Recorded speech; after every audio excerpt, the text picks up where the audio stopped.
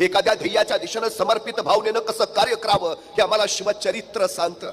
खरं तर तुम्ही काम किती करता याला महत्व नाही, तुम्ही काम कसं करता हेही महत्वाचं नाही, तुम्ही तुमच्या कामाचं नियोजन कसं करता हे फार आणि फार महत्वाचं आहे. 50 वर्षाचं आयुष्य आहे महाराजांचं, पण या 50 वर्षाच्या आयुष्यातली 10 वर्ष बालपणात गेली, 10 वर्ष रणांगणावर घोड्यावर बसून युद्ध खेळण्यात गेली आणि उरली 35 वर्ष हे स्वराज्य घडवण्यात गेली. खरं तर 50 वर्षात एकही घटना अशी नाही महाराजांच्या आयुष्यात, एकही प्रसंग असा नाही की ज्याचं महाराजांनी नियोजन केलं नाही. अहो ते जाऊ द्या, आईच्या गर्भात असतानाच ज्यांच्या आयुष्याचं नियोजन ठरलंय असं जर कुणी महापुरुष या सृष्टीत जन्माला आले असतील तर छत्रपती शिवाजी महाराजांशिवाय दुसरं नाव नाही. ही सगळ्यात मोठी गोष्ट आहे. जन्माला यायच्या आधीच ठरलंय का जन्माला यायचं आहे, जन्माला यायच्या आधीच ठरलंय जन्माला येऊन काय करायचं आहे. 50 वर्ष एकही घटना नाही, एकही प्रसंग नाही की ज्याचं महाराजांनी नियोजन केलं नाही. महाराजांच्या आयुष्यात एक आणि एकमेव घटना ज्याचं महाराजांनी नियोजन केलं नव्हतं ती म्हणजे महाराजांचा मृत्यू.